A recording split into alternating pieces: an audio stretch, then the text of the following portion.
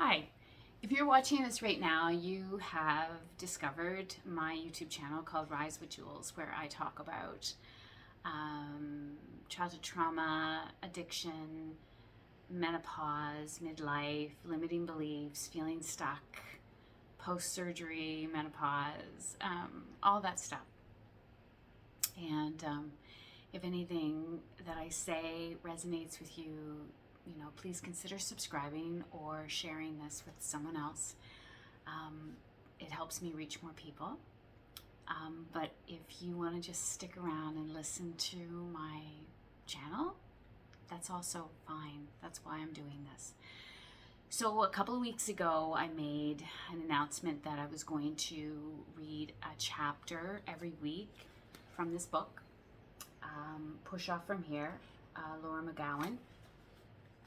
I listened and read this book a few years ago due to my alcohol addiction, and I'm reading it again.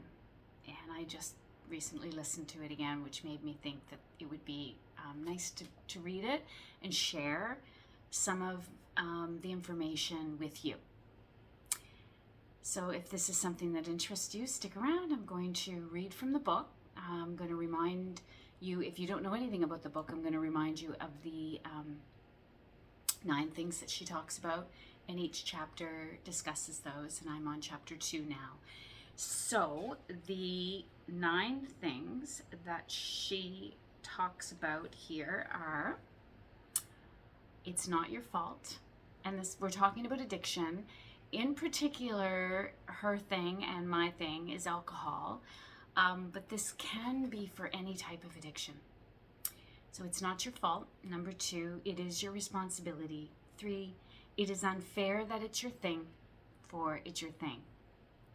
5, this will never stop being your thing until you face it. That's where I am still. 6, you can't do it alone. 7, only you can do it. 8, you are loved. And 9, we will never stop reminding you of these things.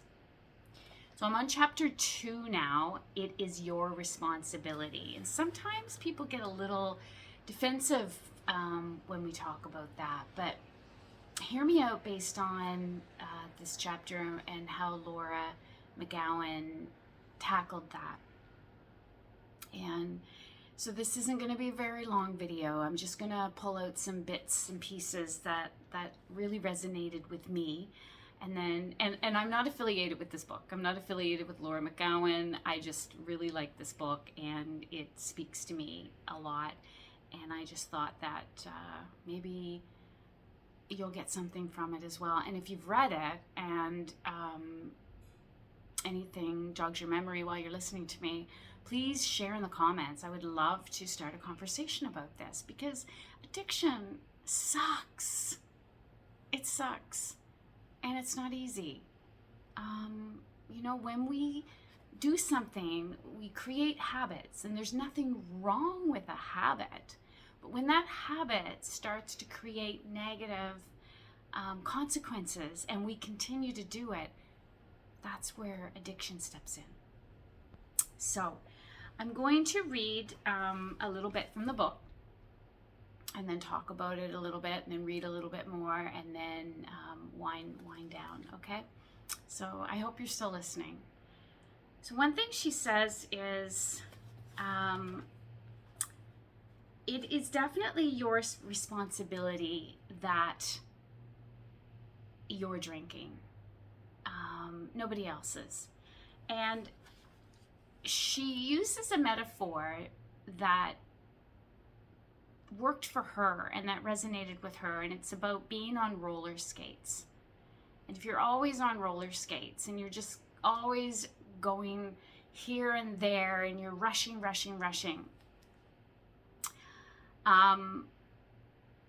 and that you're just not settling in. And if you read the book, it'll make more sense. And it would be hard for me to explain it any better than this without reading most of the book. It's that she was always frantic and she was always rushing, and someone she worked with made a comment about, "Girl, you're always on rollerblades." And then she had to think about that. So the piece I'm going to read to you right now is, while perhaps silly, the roller skates metaphor helps illuminate something key about responsibility. Become aware of how our behaviors and beliefs, conscious or unconscious, create chaos and suffering in our life, seeing the roller skates, and then develop the courage to change those behaviors and beliefs, taking off the roller skates, so we have greater ownership of our experience. So until we bring what is unconscious into the consciousness, it will direct our lives, and we will call it fate, Carl Jung purportedly said.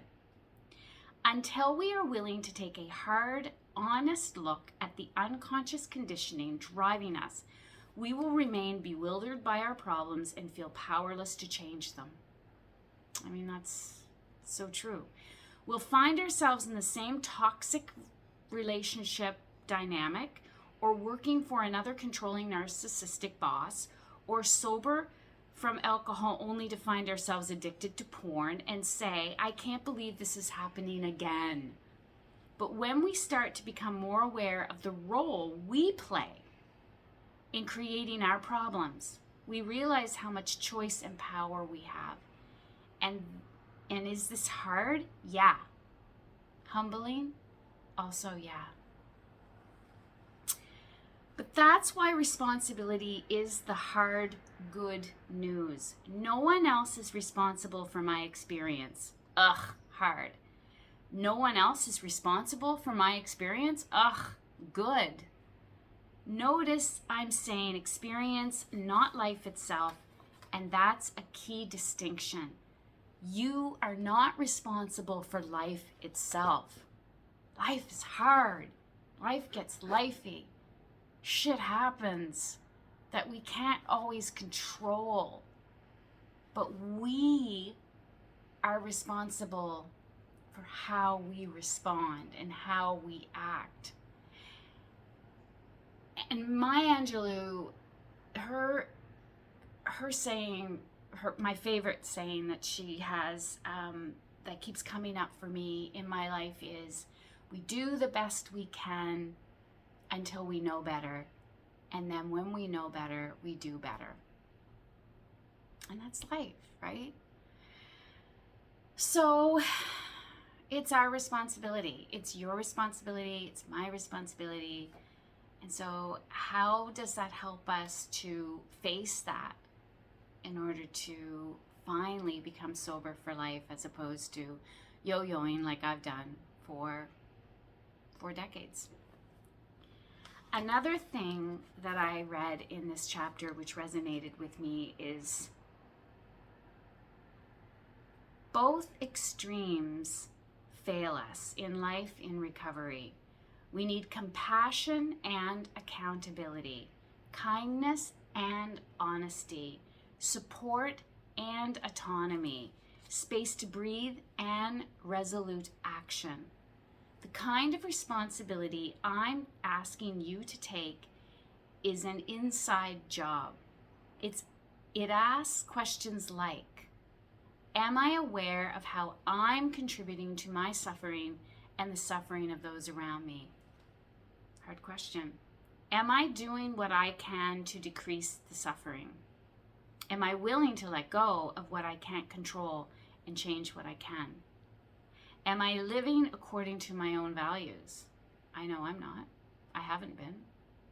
Do I feel a sense of freedom in my mind and heart? No. And if not, what's the next step I can take to get there? So she says that in this chapter, she's going to share stories, and she does. She shares the 10,000 pound phone. She talks about a story of, after her last drunk. And you don't know when your last drink is going to be your last drink. Nobody does. People get asked that question all the time, but we don't know. It just happens. And she was hungover. She had her daughter. She was heading to the grocery store to get some food, and then she was too tired, so the two of them went to a restaurant. her phone pinged. It was a friend, and she put the phone on silent.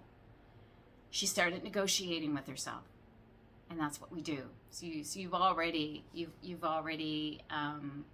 gotten into a point where you know you're going to have the drink. You just haven't admitted it to yourself yet. Another friend of hers tried to call her, and she ignored it. 3 friends tried to reach out to her, and she was like, oh my God, do they know I'm here? So she was almost ready to order the drink, convincing herself it was fine. And then she didn't. She took responsibility. She looked over at her daughter, and she played it forward, which is hard to do sometimes. And she called her friend, and she said, I'm at the restaurant.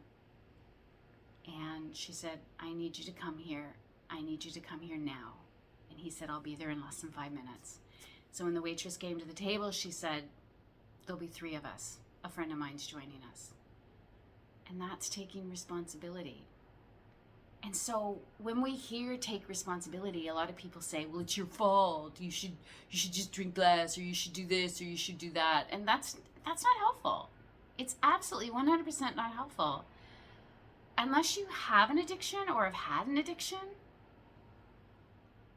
sometimes I understand that it's hard to get. It's hard to understand what's going on with us. Just have a little compassion maybe, and not say those things. And just ask, what can I do to help support you at this time? Yeah, that might be helpful. So I'm going to read couple of more things, and then I'll wind it up. So then she says, for the first week after my last drink, I went to 12-step meetings every day during lunch. I'd taken all kinds of other steps too, leaving work at 5, even when I didn't have my daughter Alma, to avoid after any talk of happy hour. And then she went on to talk about more things. And then she went on to talk about going to that restaurant. So she made the right choice. So it doesn't matter. You might have all of the things in place, and still the whole romanticizing alcohol steps in, and you have to learn how to ride that wave. Here's something that stuck out to me, and it stuck out to her as well. She heard it and she wrote it in the book, and it's the most responsible thing you can do is ask for help. Let's go back to that. What did she call it again? The 10,000 pound phone. We want to do this ourselves. We think we can do this ourselves, but we can't. We cannot. We need help. And there's nothing wrong with needing help. It doesn't make you weak. It makes you human. So then she says, I don't know where you are in your life right now, whether you're only beginning to realize drinking may not be working for you, if you're deep in it or need to get sober, or if you've got a bunch of sober time under your belt already. But I'm guessing if you're reading this, you're stuck in some way. And I'd be willing to bet a lot of money that you're still trying to battle through on your own, that you're holding back 10, 50, or 80% of yourself from others. Fear of being seen fully, maybe even afraid of doing that. Most likely you're ashamed. Perhaps you're not sure sobriety is what you really want. I understand all those things. No matter where you are, I offer you this. It takes a hell of a lot more bravery and strength to ask for help than it does to keep pretending like you don't need it. The book goes on to share more stories and more, questions that you can ask yourself. And a couple of limiting belief questions that I'll leave you with is,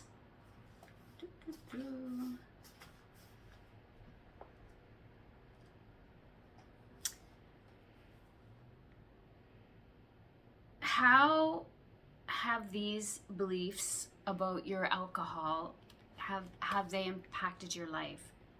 So consider your relationships, your work, your pursuit of goals and dreams. How are they affecting you?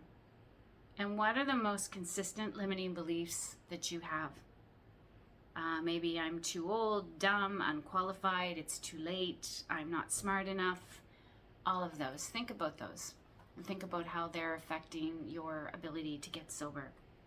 And one last thing. Over the years, Laura says that she learned one thing, that whenever I talk about responsibility and sobriety, either with her group meetings or a book event, the response is typically twofold. First, people are annoyed, and then they're relieved.